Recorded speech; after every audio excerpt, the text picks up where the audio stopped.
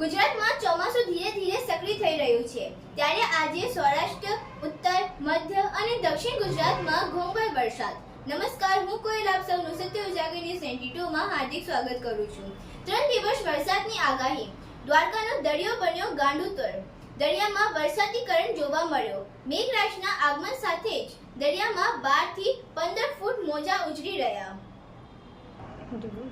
દ્વારકાનો દરિયો બન્યો ગાંડુતોડ. 3 જિલ્લામાં ભારે વરસાદની હવામાન વિભાગની આગાહી. દેવભૂમિ દ્વારકા, જામનગર અને વલસાડમાં રેડ એલર્ટ આપવામાં આવ્યું છે, જ્યારે પોરબંદર, રાજકોટ, બોટાદ, ભરૂચ, નર્મદા, છોટાઉદેપુર, અરવલ્લી, મહીસાગરમાં યલો એલર્ટ જાહેર છે. આ ઉપરાંત જૂનાગઢ, અમરેલી, ભાવનગર, ગીર સોમનાથ, સુરત, તાપી, ડાંગ અને નવસારીમાં ભારે વરસાદના પગલે ઓરેન્જ એલર્ટ જાહેર કરવામાં આવ્યું છે. 25મી જૂન દાહોદ, છોટાઉદેપુરમાં ભારેથી અતિભારે, ઉત્તર ગુજરાત અને સૌરાષ્ટ્ર કચ્છમાં ભારે વરસાદની આગાહી છે. 26મી જૂન બનાસકાંઠા, સાબરકાંઠામાં ભારે વરસાદની આગાહી કરવામાં આવી છે. ગુજરાતમાં ચોમાસું ધીરે ધીરે સક્રિય થઈ રહ્યું છે ત્યારે આજે સૌરાષ્ટ્ર, ઉત્તર, મધ્ય અને દક્ષિણ ગુજરાતમાં ઘોંઘાટ વરસાદ વરસી રહ્યો છે. ત્યારે હવામાન વિભાગે આજે દેવભૂમિ દ્વારકા, જામનગર અને વલસાડમાં ભારેથી અતિભારે વરસાદની આગાહી કરી છે. ભારે વરસાદના પગલે આ 3 જિલ્લામાં રેડ એલર્ટ આપવામાં આવ્યું છે, જ્યારે દ્વારકાના દરિયામાં વરસાદી કરંટ જોવા મળ્યો છે. 3 દિવસ વરસાદની આગાહી. દ્વારકાનો દરિયો બન્યો ગાંડુતોડ.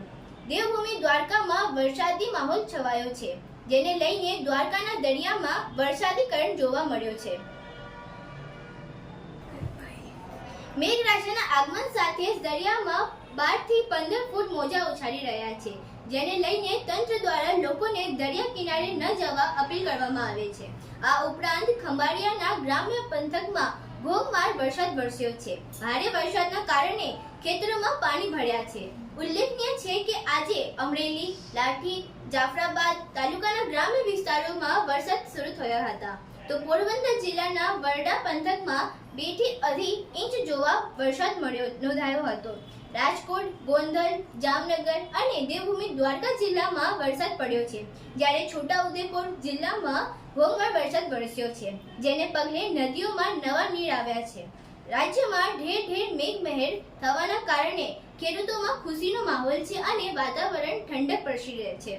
આવા તમામ જાણકારીઓ પ્રાપ્ત કરવા માટે અમારા ચેનલ સત્ય ઉજાગર ન્યૂઝ 92 ને લાઈક, શેર, સબસ્ક્રાઇબ અને કમેન્ટ કરવાનું અચૂક ન ભૂલતા. ધન્યવાદ. જય હિન્દ, જય ભારત.